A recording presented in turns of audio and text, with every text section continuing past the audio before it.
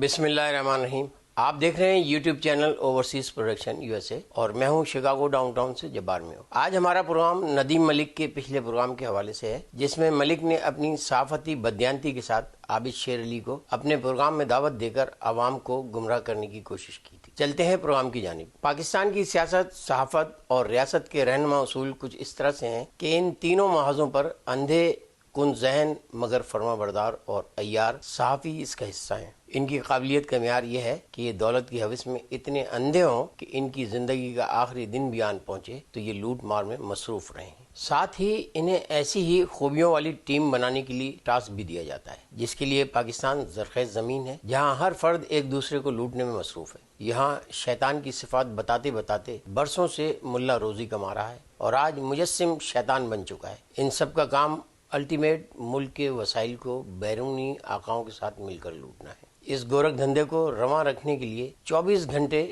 T V channels نما مشینیں کام کرتی ہیں جن میں زیادہ تر ایسے خواتین و حضرات کی ضرورت ہوتی ہے جن میں اوپر بیان کی گئی خوبیاں پائی جائیں. ساتھ ہی اضافی قابلیت ان کی چرب زبانی اور بے حسی ہوتی ہے جن کی ان اداروں کو اشد ضرورت ہوتی ہے. مثلا جیو، سما، دنیا اور ایسے ہی بہت سے ٹی وی چینلز کی شکل میں موجود ہیں. آئیے ان میں کام کرنے والے 3-4 مرد بھانڈ نما افراد کی بات کرتے اور ان کے مکروہ چہرے آپ کو دکھاتے ہیں جو ان چینلز میں موجود ہیں. ان میں طلعت حسین، سلیم صافی، نجم سیٹھی، ندیم ملک، حامد میر اور ہر وہ صحافی جو 25 کروڑ کے ملک میں سے صرف ان افراد کو اپنے پروگراموں میں تواتر سے لاتے ہیں جو اس کھیل کے لیے اس موجودہ وقت میں اہمیت رکھتے ہیں. مثلا آج کل ندیم ملک کے پروگراموں کا حصہ شاہد خاقان عباسی جو ایک چال کے ساتھ اپنی پارٹی کی بظاہر مخالفت کرتے نظر آتے ہیں. ان کا گول ہے کہ تمام پارٹیوں کے سربراہوں کو ماضی کو بھولنا ہوگا اور ساتھ بیٹھ کر ملک کو اس دلدل سے نکالنا ہوگا تاکہ احتساب کے نعرے کو پس پش ڈالا جا سکے اور پارٹی کی طرف سے دیے گئے ٹاسک کو اس طرح پورا کیا جائے کہ دودھ اور پانی گھل مل جائے. اور عمران کو سپورٹ کرنے والے جو اس بنیاد پر اس کے ساتھ ہیں کہ وہ لٹیروں کے پیچھے ہے چونکہ وہ خود لٹیرا نہیں ہے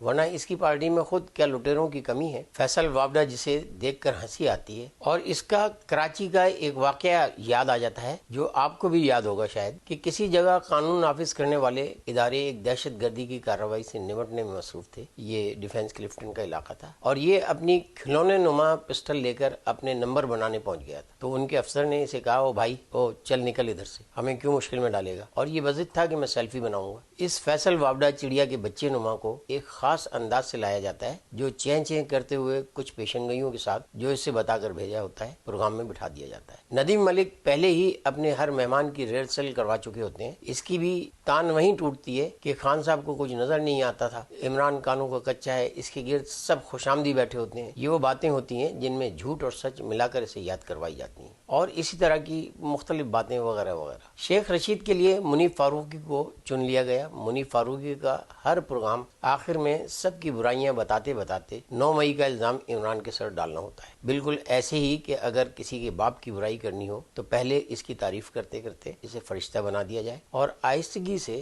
اس کے باپ کو انکل کہتے کہتے کہا جائے کہ انکل کی اتنی اچھی باتیں ہیں کہ میں بیان نہیں کر سکتا مگر فلاں غلطی نے ان سے انجانے میں جو ہو گئی تھی اس میں بھی ان کا قصور نہیں تھا بلکہ ان کے کمینے دوستوں نے انہیں بہکا دیا تھا چونکہ وہ دوستوں کے دوست تھے اور منع کر نہیں سکتے تھے. یہ چاپلوس ٹائپ طریقہ ہوتا ہے جسے استعمال کیا جاتا ہے. شیخ رشید جیسا شخص جو ہر جگہ قوم کو یہ بتاتا ہے کہ میں 9 دفعہ اور 10 دفعہ اور 7 دفعہ وزیر سفیر رہا ہوں اور میں ہی سب سے زیادہ سینئر موسٹ سیاستدان ہوں. ذرا سوچئے کیا وہ امام کعبہ کی پارٹیوں میں رہا ہے؟ بہت سے اینکر جب بہت سے سیاستدانوں کو جو کسی مشین کے بیکار پرزے کی طرح آواز کرتے ہوئے چل رہے ہوتے ہیں ان کے بارے میں زیرک سیاستدان کا لفظ استعمال کرتے ہیں تو ان کی زبان پر بھی شبہ ہونے لگتا ہے. مثلا مولانا فضل الرحمان، زرداری، چودھری شجاعت وغیرہ وغیرہ. اگر یہ لفظ چودھری اعتزاز احسن جیسے اشخاص کے بارے میں ادا کیے جائیں تو سر کا درد بھی بغیر دوا کے ٹھیک ہو جائے. خیر، بھانڈ ایک ایسی صفت ہے کہ جس میں انسان بے حسی کے ایسے مرض میں مبتلا ہو جاتا ہے کہ اسے عزت کا لفظ یاد ہی نہیں رہتا. ویسے بھی ان خاندانوں میں عزت کبھی چھو کر بھی نہیں گزری ہوتی. اسے پیسے کے لیے شرمائے بغیر بکواس کرنی ہوتی ہے چونکہ بھانڈ کے پیشے میں شرم نام کی کوئی شے ہوتی ہی نہیں ہے. آج کل حامد میر کو بہت حق باتیں یاد آ رہی ہیں تاکہ یہ سب سناتے سناتے اپنا کام دکھانے کی گنجائش بن جائے اور جلدی وقت آنے پر کارروائی ڈالی جا سکے. یہ ایک طریقہ ہے ان لوگوں کا جو سال کے 12 مہینوں کو سیٹ کرتے ہیں کہ کس وقت کیا بات کہنی ہے اور اسے کیش کب کرانا ہے، ورنہ ان کی کسی سے رشتہ داری نہیں ہے اور نہ ہی ان کی ملک سے اور غریب عوام سے کوئی رشتہ داری ہے، نہ ہی ان کی نظر میں غریب عوام کی کوئی حیثیت ہے، کیونکہ یہ تو کروڑوں کی گاڑیوں میں گھومتے ہیں۔ جیسے زرداری نے اسے ڈرا دیا تھا کہ میں جانتا ہوں تمہارے پاس کون سے ماڈل کی رینج روور ہے اور اس میں گیس ٹینک لگا ہوا ہے، اس وقت یہ گھبرا گیا تھا۔ ندیم ملک کے اسی ہفتے کے پروگرام میں عابد شیر علی کو کس خندہ پیشانی سے ندیم ملک نے بغیر روکے ٹوکے وہ بکواس ادا کرنے دی کہ جس پر ذی ہوش افراد تل ملاتے رہے۔ عابد شیر علی کی وہ گردان جو نواز شریف کی الف لیلا کی داستان لے بیٹھا تھا اور طے شدہ پروگرام کے مطابق عابد شیر علی کے ذریعے عوام کے کانوں میں یہ الفاظ پہنچانا مقصود تھے۔ پوری باتیں سنانے کے بعد تھوڑی سی ندیم ملک نے اپنی گفتگو اس لیے رکھی ہے کہ پروگرام حقیقی لگ سکے۔ واہ بھائی واہ، چور کے ساتھی گرے کٹ۔ ناظرین، آپ اور مجھ کو حقیقی صحافیوں کے لیے دعا کرنی چاہیے کہ انہیں اللہ تعالیٰ اپنی حفظ و امان میں رکھے، آمین۔ مجھے عظیم رائٹر خلیل الرحمان قمر اور مزاح نگار انور مقصود پر ترس آتا ہے کہ یہ لوگ اپنے جذبات پر قابو نہیں رکھ پا رہے ہیں۔ اجازت دیجیے، اگلے پروگرام تک کے لیے یار باقی صحبت زندہ۔ اللہ حافظ۔ پاکستان و امریکہ زندہ باد۔